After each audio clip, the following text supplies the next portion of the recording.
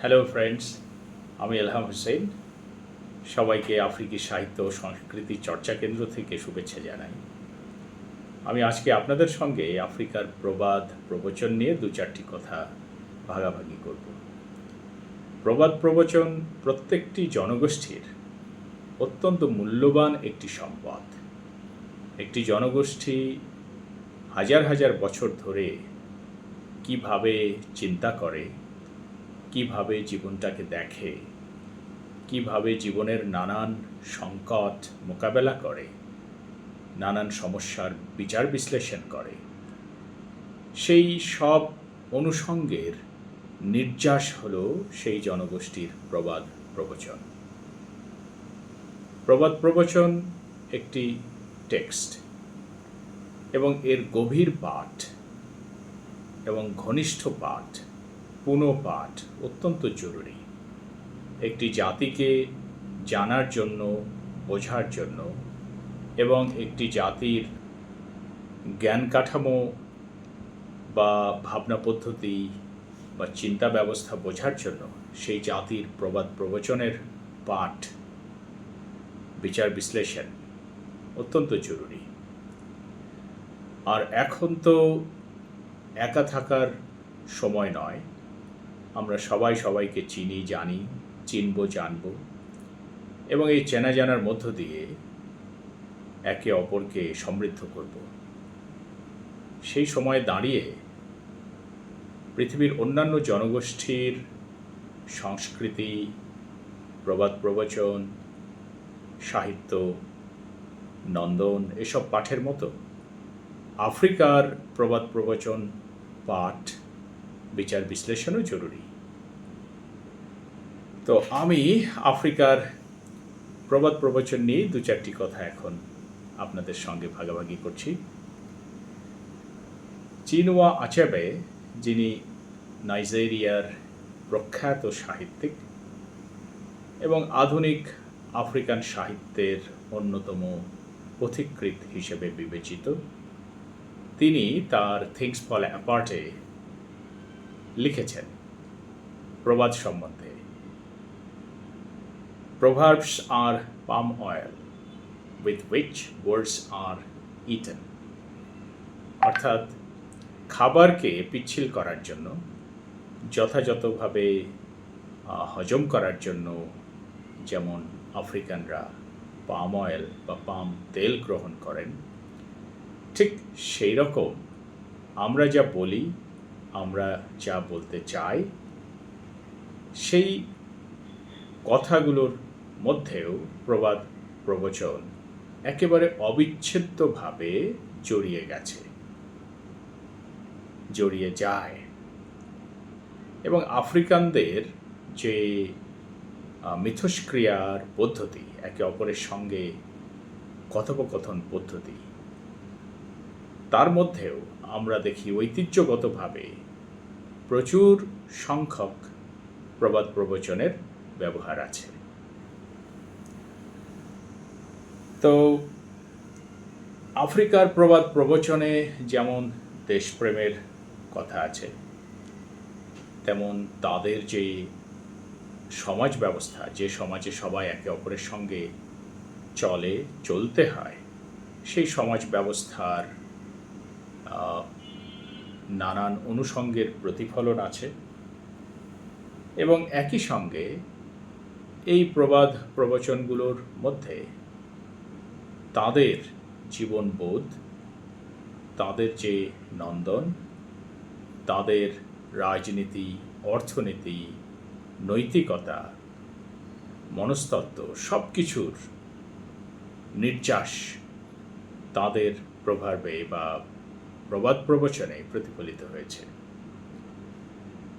যেমন একটি ইয়োরুবা ভাষার প্রবাদ আছে, আমি সেটির ইংরেজি বলছি। A river that forgets its source will dry up. যে নদী তার উৎসের কথা ভুলে যায়, সে নদী শুকিয়ে যায়।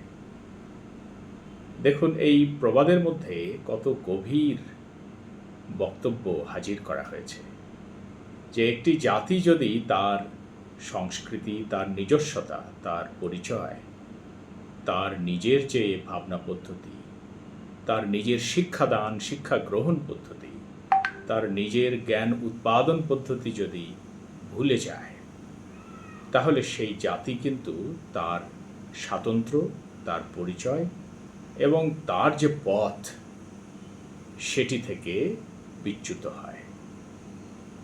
তো কত অল্প কথায় কত গভীর একটি বক্তব্য হাজির করা হয়েছে এর মধ্যে।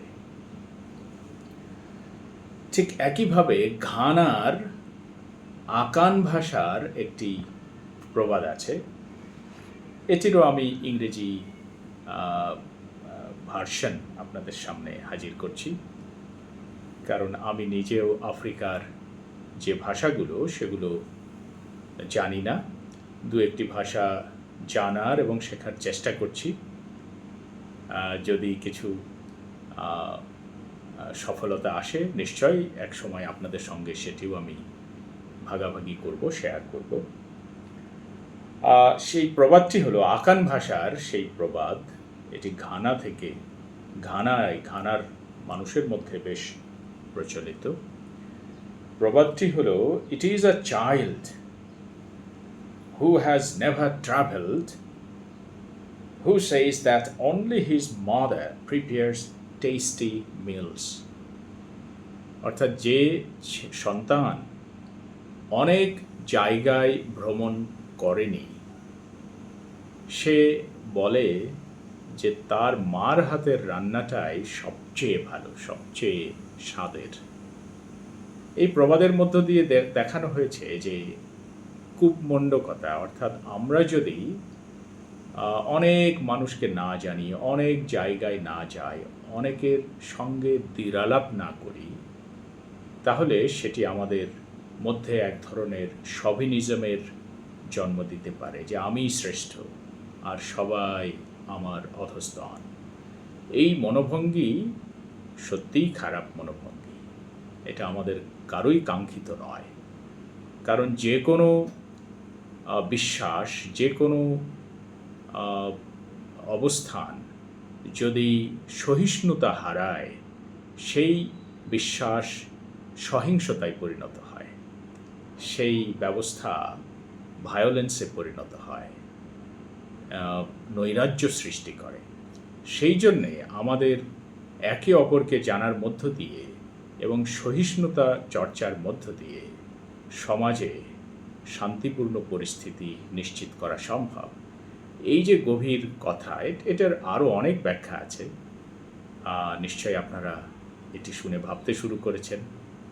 তো আমি শুধু এইটুকু বলছি যে এই যে গভীর ভাবনা, যে অনেককে জানা বোঝার দরকার আছে, না হলে সেটি নিজের মধ্যে সংকীর্ণ নিজের বোধ, এমনকি সংকীর্ণ দেশপ্রেমেরও জন্ম দেয়, যেটি কিন্তু আবার সহিংসতার দিকেও নিয়ে যেতে পারে। আমরা সংকীর্ণতাকে কেহই পছন্দ করি না এবং স্বাগতম জানাতে চাই না।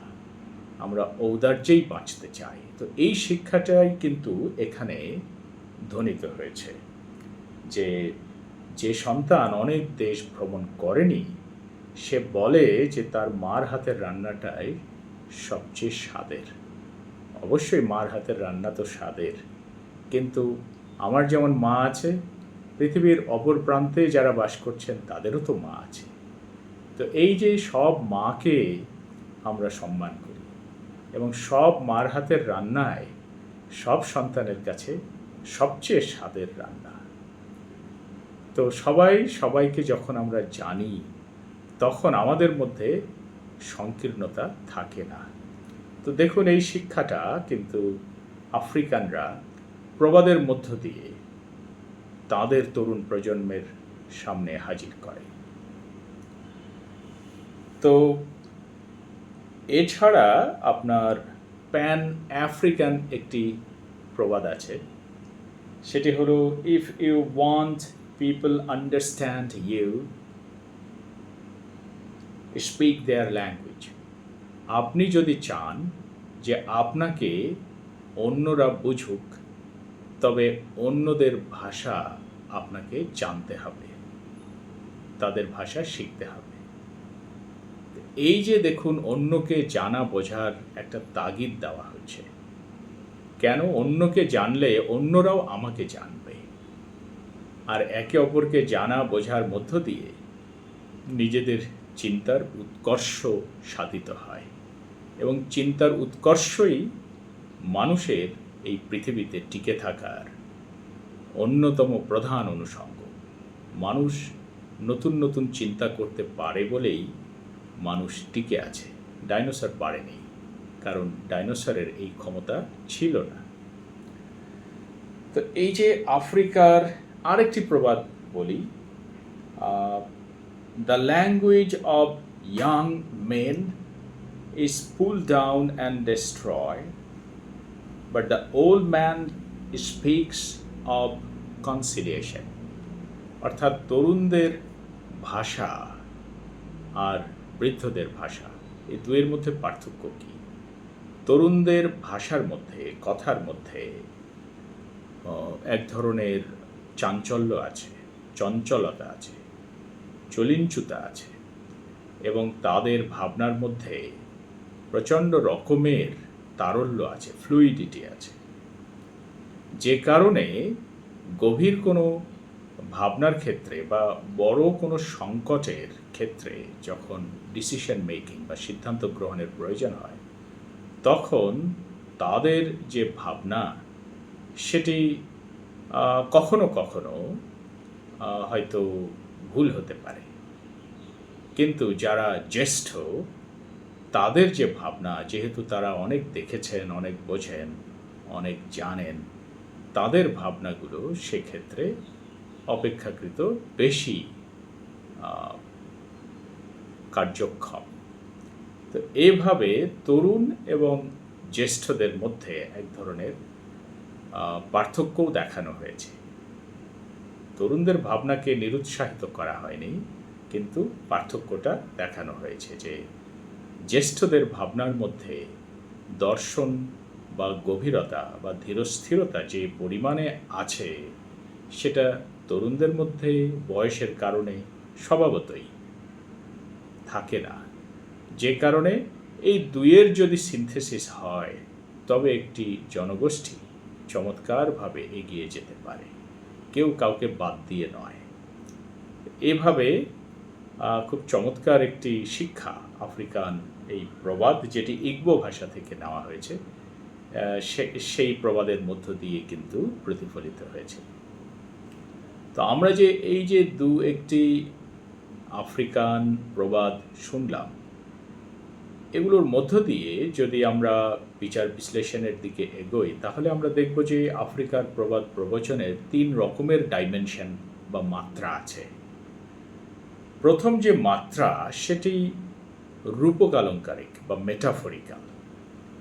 মেটাফোর ব্যবহার করা হয়েছে জীবনের জটিল এবং গভীর বিষয়গুলো উপস্থাপন করার জন্য, যেন সেগুলো শ্রোতাদের কাছে গ্রহণযোগ্য হয় সহজেই।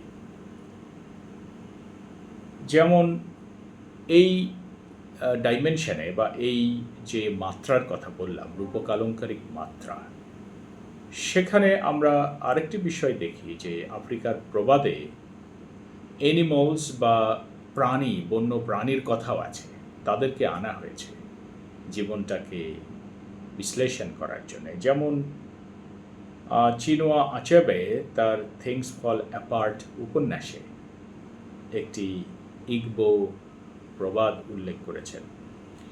সেটি হলো, until the Lions have their own historians, the history of the hunt will always glorify the Hunter. অর্থাৎ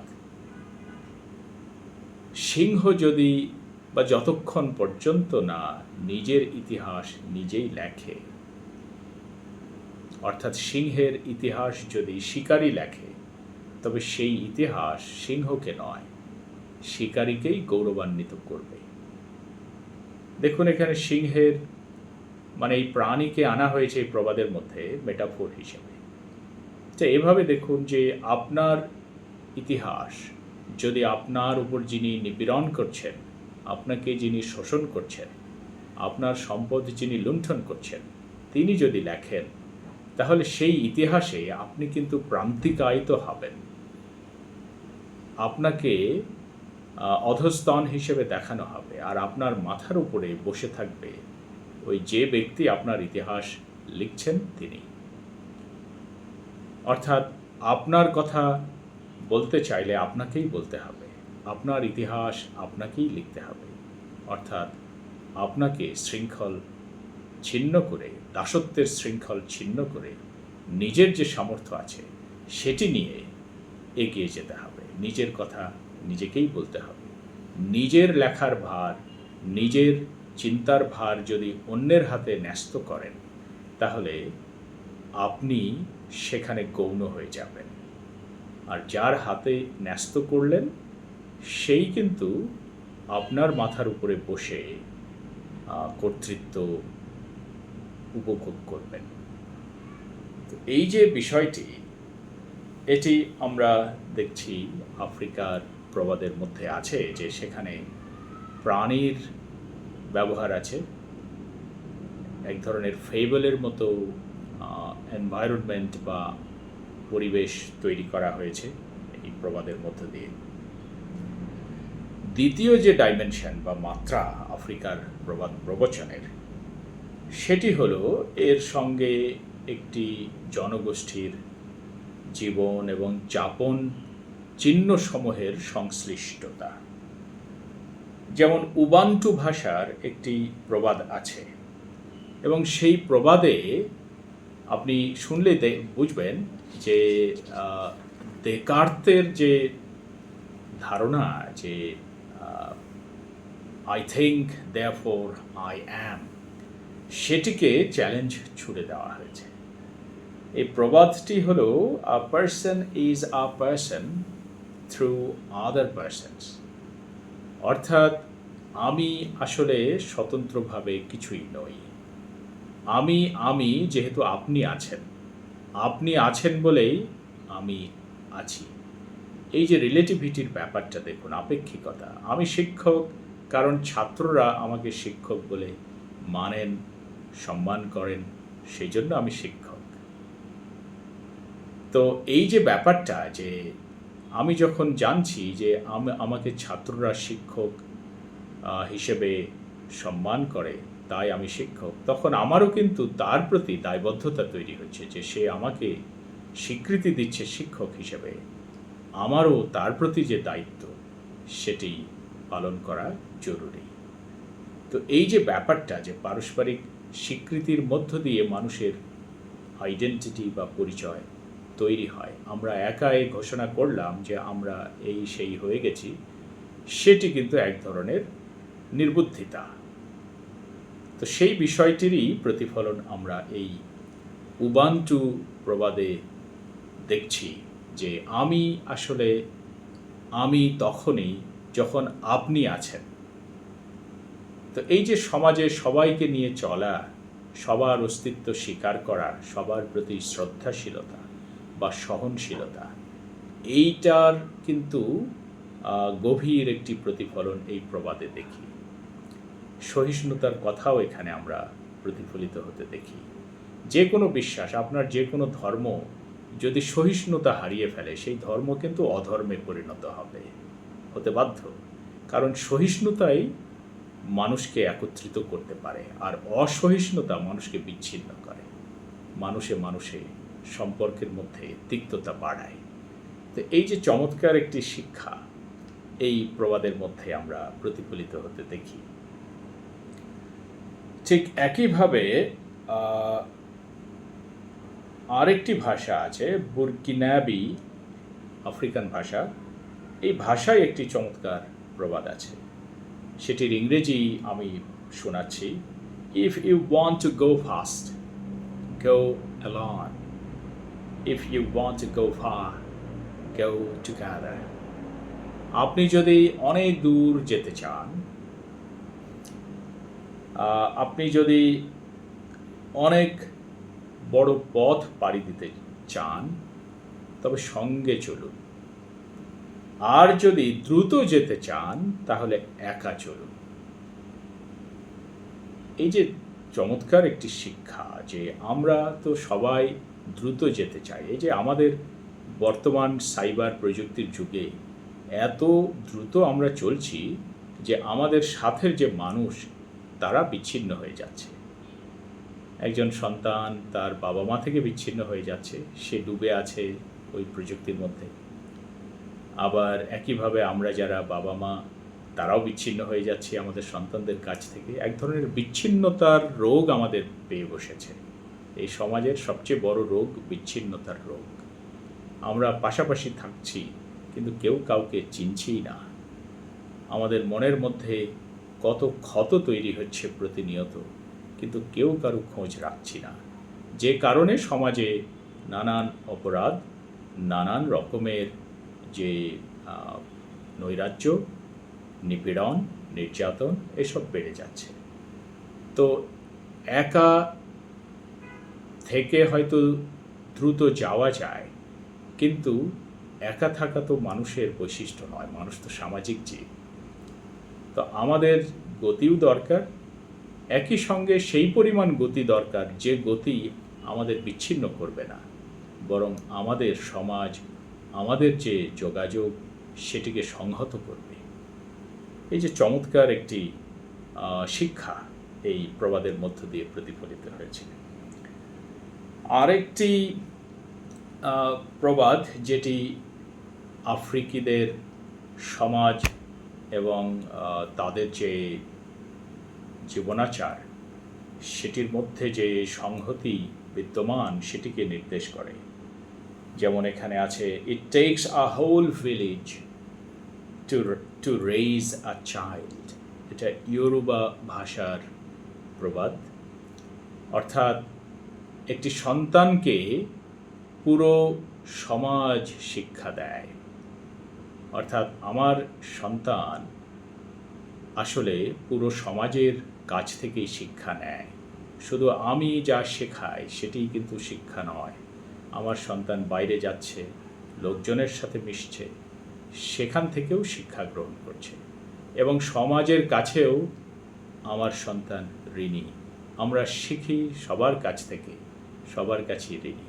আমরা কেউ বলি না যে আমি আমার পয়সা দিয়ে পড়ছি, আমি সব জানি, এটা নয়। আসলে সবাই আমাকে শেখাচ্ছেন নানানভাবে, শুধু স্কুল, কলেজ, বিশ্ববিদ্যালয়ে নয়, চলতে ফিরতে, ওঠা বসায় আমাকে কিন্তু আমার সমাজ প্রতিনিয়ত শেখাচ্ছে। এই ভাবটিও এখানে প্রতিফলিত হয়েছে ইয়োরুবা প্রবাদের মধ্য দিয়ে। সাউথ আফ্রিকার একটি প্রবাদ আছে, সেটি হলো, আ single stick May smoke but it will not burn. অর্থাৎ একটি জ্বালানি কাঠ সেটি ধোঁয়া তৈরি করতে পারে, সেটি আগুনের যে শিখা সেটি তৈরি করতে পারে না।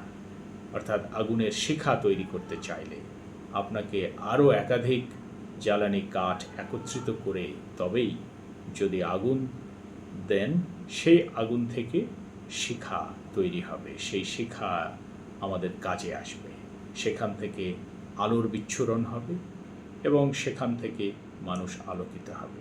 এই যে একত্রে থাকার যে বিষয়টি সেটি কিন্তু এই প্রবাদের মধ্য দিয়ে প্রতিফলিত হয়েছে, এবং এটি সাউথ আফ্রিকান একটি প্রবাদ। আর আফ্রিকার প্রবাদের তৃতীয় যে ডাইমেনশন সেটি হলো প্রেক্ষিত নির্ভরতা। অর্থাৎ কনটেক্সটের সাথে মিলিয়ে আফ্রিকার প্রবাদ প্রবচনগুলো তৈরি হয়েছে, এবং এখানে আমরা দেখছি যে পারিবারিক, রাজনৈতিক, অর্থনৈতিক, নৈতিক সংকটের যে নানান অনুষঙ্গ সেগুলোও প্রতিফলিত হয়েছে। যেমন আমরা দেখছি যে একটি প্রবাদ আছে যেটি আফ্রিকিদের মধ্যে মুখে মুখে চলে এসেছে, ওরাল ট্রেডিশন থেকে নেওয়া হয়েছে এটি। What an old man sees sitting down, a young man cannot see standing up. একজন বৃদ্ধ বসে থেকে যা দেখেন একজন তরুণ দাঁড়িয়েও তা দেখেন না। এখানে দেখার বিষয়টি কিন্তু অভিজ্ঞতার বিষয় বলা হয়েছে।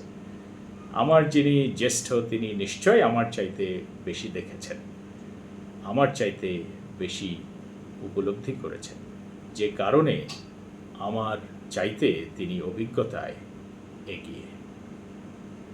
এই যে বিষয়টি, এতে কিন্তু পারস্পরিক শ্রদ্ধাবোধ, যেমন জ্যেষ্ঠদের প্রতি যারা কনিষ্ঠ তাদের যেমন শ্রদ্ধাবোধ তৈরি হওয়া উচিত, আবার কনিষ্ঠদের প্রতি জ্যেষ্ঠদেরও স্নেহ বা স্নেহশীলতা অবশ্যই তৈরি হওয়া এবং সেটির চর্চা করা জরুরি।